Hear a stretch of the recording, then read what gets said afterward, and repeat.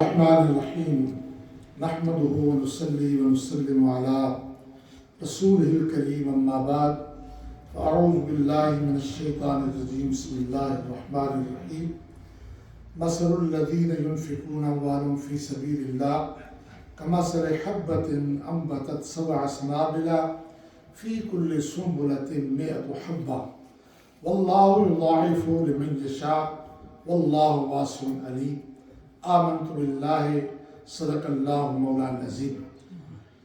معززین حضرات و سامعین عظام، جیسے کہ پہلے بھی میں اعلان فرما چکا ہوں، حافظ صاحب نے بھی اعلان کیا کہ آج کا یہ ذکر کا پروگرام، لنگر کا پروگرام اہتمام و انتظام انسلام کیا ہے ہمارے محترم جناب چودھری شہراز صاحب نے، اپنے خاص دوست، اپنے بھائی جناب محترم چودھری محمد آصف صاحب عرف ڈی سی جو یہاں تشریف فرما ہے، ان کی صحت یابی کے لیے ان کا کل آپریشن ہے اور اس کے لیے کیا کہ اللہ پاک آپریشن کامیاب فرمائے، ان صحت کاملہ عاجلہ عطا فرمائے۔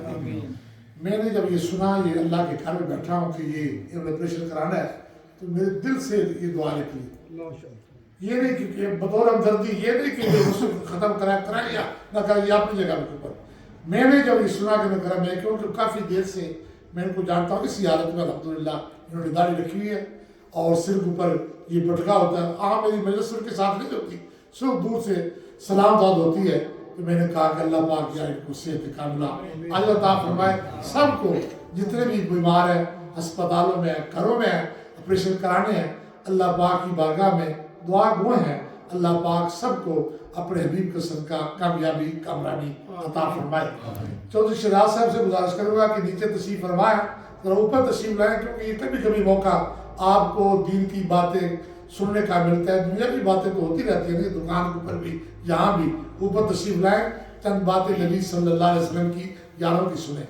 یہ ذوالحج شریف کا ماہ مقدس ہے، اس مہینے کی 18 تاریخ کو سیدنا عثمان غنی رضی اللہ تعالیٰ، آپ یہ اس نقطے کو پر غور فرمائے، عثمان غنی 1,26,000، کسی صحابی کو غنی نہیں کہا، کسی صحابی کو نہیں، غنی تھے، یعنی ان کے پاس بڑا مال تھا، مگر غنی کا لقب ملا تو سیدنا عثمان غنی رضی اللہ تعالیٰ۔ ایک فضیلت، دوسرا یہ کمال کہ حضرت آدم علیہ السلام سے لے کر عیسیٰ علیہ السلام تک کوئی ایسا نبی نہیں ہوا جس کی 2 بیٹیاں یکے بعد دیگر کسی صحابی کے نکاح کے اندر۔ اگر تاریخ اسلام کے اندر آپ کو ملے گا تو وہ کون شخصیت ہے؟ سیدنا عثمان غنی رضی اللہ تعالیٰ۔ تیسرا یہ کہ سیدنا عثمان غنی رضی اللہ تعالیٰ اسلام کی وہ شخصیت ہے، اللہ پاک نے آپ کو حسن و جمال بھی بڑا عطا کیا، بڑے خوبصورت تھے۔ 18 سال کی عمر کے اندر آپ نے کلمہ پڑھا، سرکار دو عالم علیہ السلام کے دامن کے اندر آئے۔ حضرت سیدنا ابو بکر صدیق رضی اللہ تعالیٰ نے دیکھا کہ دور سے ایک جوان آ رہا ہے اور حسن و جمال کا پیکر اتنا خوبصورت، دل میں خیال کیا کہ یار یہ بندہ جہنم میں جائے، اتنا خوبصورت ہے، یہ بندہ جہنم میں جائے، چاہے اس کو نبی صلی اللہ علیہ وسلم کی بارگاہ میں کیوں نہ پیش کروں۔ سیدنا عثمان غنی رضی اللہ تعالیٰ قریب آئے، آپ نے فرمایا کہ عثمان کدھر جا رہے ہو؟ کہا کہ میں کس طرف جا رہا ہوں۔ فرمایا اس طرف جانا چھوڑو، اور تمہیں ایک حسن و جمال کا پیکر ہے، شہنشاہ ہے، اس کی بارگاہ میں تمہیں لے چلو۔ سیدنا عثمان غنی رضی اللہ تعالیٰ وہ نبی صلی اللہ علیہ وسلم کی بارگاہ میں گئے، اپنے حسن کو بھی دیکھا، سرکار کے حسن کو جب دیکھا نا، سبحان اللہ، اپنا چہرہ نبی پاک کے حسن میں نظر آنے لگا۔ اعلیٰ حضرت امام اہل سنت فاضل بریلوی رحمۃ اللہ تعالیٰ علیہ، آپ فرماتے ہیں وہ کمال حسن حضور ہے کہ گمان لک سے جہاں نہیں، وہی پھول خار سے دور ہے، وہی شمع ہے کہ دھواں نہیں، جب میاں دیکھا تو نبی پاک علیہ السلام کے ہو کر رہ گئے چوتھے بندے ہیں جنہوں نے نبی پاک صلی اللہ علیہ وسلم کا کلمہ پڑھا. سرکار دو عالم علیہ السلام کے پاس بیٹھے نبی پاک کا کلمہ پڑھ لیا. اور پھر دیکھو کہ نبی پاک کی قربت کتنی ہے کہ نبی پاک صلی اللہ علیہ وسلم کی پھوپھی جو نبی صلی اللہ علیہ وسلم کے والد کے ساتھ جو پیدا ہوئی, جو آپ کے والد کے ساتھ اکٹھی جڑواں پیدا ہوئی, آپ کی نانی جان سیدنا عثمان غنی رضی اللہ تعالیٰ عنہ کی. جب امام الانبیاء حبیب کبریا علیہ السلام کی نگاہ پڑی عثمان غنی رضی اللہ تعالیٰ عنہ پر, آپ بڑے امیر و ترین ہیں, بڑے اب والد ماجد دنیا سے رخصت ہو گئے, چاچا جان جو ہے وہ ان کی پرورش کر رہے ہیں. جب واپس آیا اپنے گھر کے اندر, چاچا نے ان کی چال کو دیکھا, ڈھال کو دیکھا, کہنے لگا کیا بات ہے, کیا پڑھ رہا ہے؟ فرمایا میں اس نبی کا کلمہ پڑھ رہا ہوں جس نے اندھیروں سے نکال کر مجھے روشنی کی طرف لایا, جس نے مجھے اندھیروں سے نکالا. کہا وہ کون؟ کہا کہ امام الانبیاء حبیب کبریا صلی اللہ علیہ وسلم کا میں نے کلمہ پڑھ لیا. چاچا نے بڑی کوشش کی ہے کہ ان کو یہاں سے ہٹایا جائے, ان کو روکا جائے. آپ نے فرمایا جان تو جا سکتی ہے مگر ایمان نہیں جا سکتا. میں جان دے سکتا ہوں مگر ایمان نہیں دے سکتا. کافی کوشش کی مگر آپ ثابت قدم رہے. نبی پاک صلی اللہ علیہ وسلم کے علماء کی شان دیکھو, جب بھی تکلیف آئی تو میاں ثابت قدم رہے, تزلزل پیدا نہیں ہوا. یہی وجہ ہے کہ آج ان کے نام بھی زندہ ہیں, ان کے کام بھی زندہ ہیں, نام بھی زندہ ہے, کام بھی زندہ ہے. یہ جو میں نے آیا کلمہ پڑھی ہے نا کہ مثال ان لوگوں کی کہ جو اللہ کے راستے کے اوپر خرچ کرتے ہیں, یہ سیدنا عثمان غنی رضی اللہ تعالیٰ عنہ کی شان کے اندر نازل ہوئے. اعلیٰ حضرت امام اہل سنت نے یہ حاشیے کے اوپر اس کا شان نزول لکھا کہ یہ عثمان غنی کی شان کے اندر اللہ پاک نے نازل کی ہے.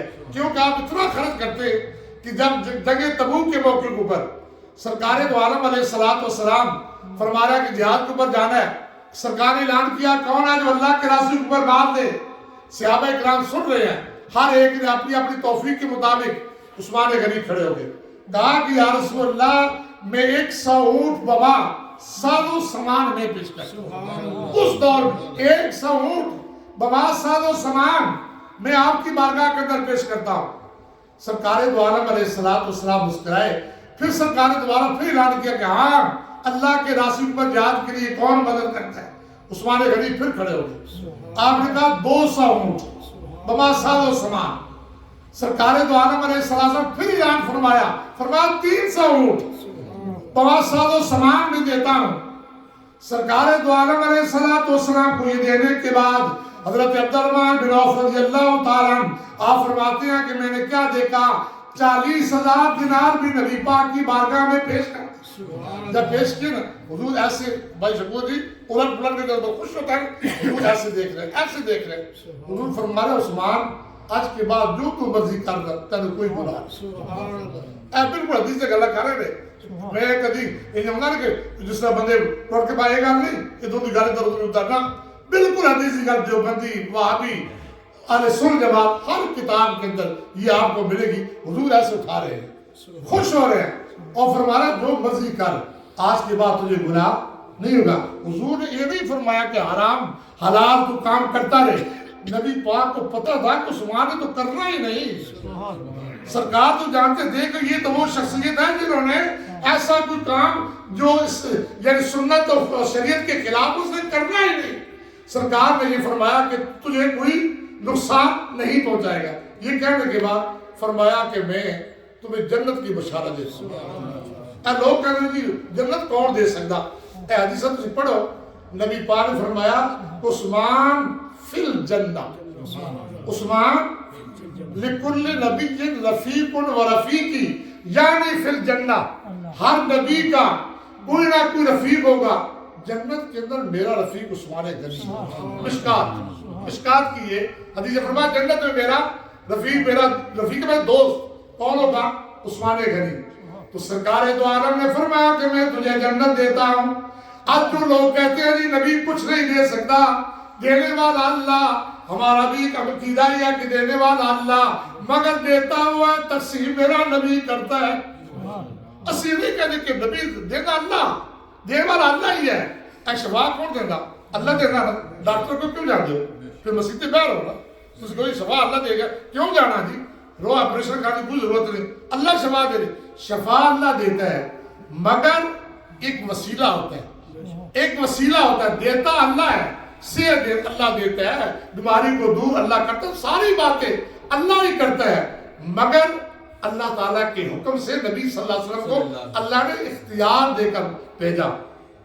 حضرت رحمت اللہ تعالیٰ عظیم البرکت اللہ ان کی قبر پر ہزارہاں رحمت نازل فرمائے۔ آپ فرماتے ہیں وہ تو مالک کونین ہے، کوئی پاس کچھ رکھتے نہیں، دونوں جہاں کی نعمتیں ہیں ان کے خالی ہاتھوں میں۔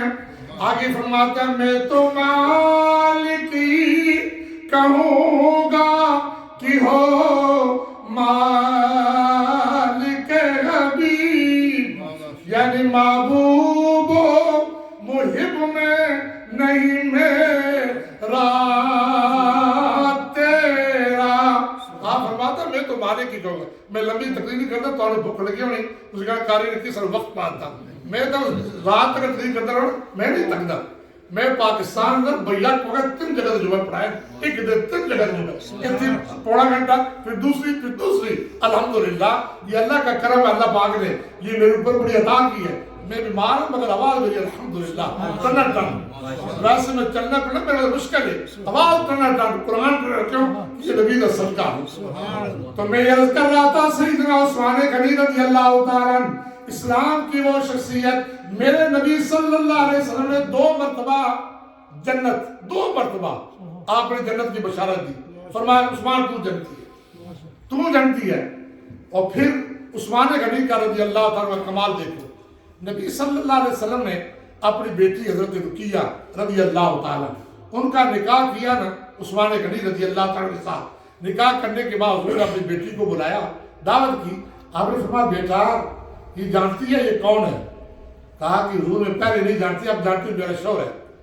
اللہ کے نبی نے فرمایا ہوا اشبہک من جدک، تو جانتی نہیں ہے کہ یہ وہ بندہ جس کا چہرہ 2 نبیوں سے ملتا ہے، جس کا چہرہ 2 نبیوں سے ملتا ہے، ابراہیم علیہ السلام سے اور میرے سے اس کا چہرہ ملتا ہے۔ عثمان وہ شخصیت ہے اسلام کی۔ اب یہ بھی سوال پیدا ہوتا ہے، باتوں میں بات ہوتی ہے، تسی کہو گے حضور نے کس طرح پتا کہ فلانا کا بندہ چہرہ فلانا ملتا؟ ابراہیم علیہ السلام پہلے گزرے، کئی ہزار سال پہلے وہ گزرے، سرکار کو کیسے پتا چلا ہے اس کا چہرہ ایسے ہے؟ خدا کی قسم تم چہروں کی بات کرتے ہو، میرے نبی کو یہ پتا فلانے بندے کا دل کس طرح ہے، یہ بھی حضور کو پتا فلانے بندے کا دل کس طرح ہے۔ جب جنگ بدر ہوئی، جنگ بدر کے اندر سیدنا ابو بکر صدیق بھی موجود ہے، عمر فاروق بھی موجود ہے، جو قیدی تھے نا ان کو قید کیا گیا، تو حضور علیہ السلام نے فرمایا کہ صدیق کیا ان کے ساتھ بتاؤ کیا جائے؟ سیدنا ابو بکر صدیق نے کی یا رسول اللہ، جو بندے لکھنا پڑھنا جانتے ہیں وہ بچوں کو، ہمارے بچوں کو سکھا دے، یا جو جن کے پاس دیت ہے وہ دے دے، جن کے پاس آپ کو چھڑانے کے لیے ہے وہ دے دے، یا ان کو چھوڑ دے۔ حضور ایسے کیا جائے۔ کہا فاروق اعظم کیا کروں؟ فرمایا ہر ایک کو، جو کسی کا رشتہ ہے اس کو دو، اس کو قدر کرے۔ نبی علیہ السلام فرمایا بعض لوگوں کے دل ابراہیم کی طرح ہیں، بعض لوگوں کے دل نوح علیہ السلام کی طرح ہے۔ فرمایا صدیق تیرا دل تو ابراہیم کی طرح ہے۔ کیوں کہ ابراہیم نے جب اللہ کی بارگاہ میں دعا کی نا لوگ نہ مانے، آپ نے کہا فمن تبعنی فإنہ منی ومن عصانی فإنک غفور رحیم۔ یا اللہ جو میری اتباع کرنے والے جو میری اتباع نہیں کرتے، یا اللہ تو غفور رحیم ہے، چاہے تو معاف فرما یا نہ فرما۔ فرما ابراہیم نے یہ کہا، مگر میرے نبی نے یہ نہیں کہا۔ میرے نبی نے کہا کہ شفاعتی لأہل القبائل، یا اللہ میں نے شفاعت ان کی کرنی ہے جو گناہگار ہے۔ حضرت نوح علیہ السلام نے جب دیکھا کہ لوگ کلمہ نہیں پڑھتے، آپ نے کہا یا اللہ سب کو ختم کر دے، کیونکہ مجھے نظر آ رہا ہے کہ نسلوں میں سے بھی کوئی ایسا نہیں ہوگا جو کلمہ پڑھے گا۔ آپ نے فرمایا تیرا دل تو نوح علیہ السلام کی طرح ہے کہ حضرت صدیق اکبر کو کہا کہ تیرا دل ابراہیم علیہ السلام طرح نرم دل ہے۔ دعا کرو اللہ دلوں کو نرم کرے۔ سخت دل کا بھی بڑا نقصان ہوتا ہے، گھر کے اندر بھی نقصان، ہر جگہ کے اوپر بھی نقصان۔ دل نرم ہو تبھی اللہ فرماتا ہے کہ بابو اگر آپ کو نرم دل ہم نہ بناتے نا تو یہ لوگ آپ سے دور ہو جاتے، قریب ہی نہ آتے۔ ہم نے آپ کو بڑا نرم دل بنایا کہ لوگ آپ کے قریب آ گئے۔ اللہ پاک دلوں کو بھی نرم فرمائے اور اللہ پاک ہماری حاضری کو قبول فرمائے۔ میں معذرت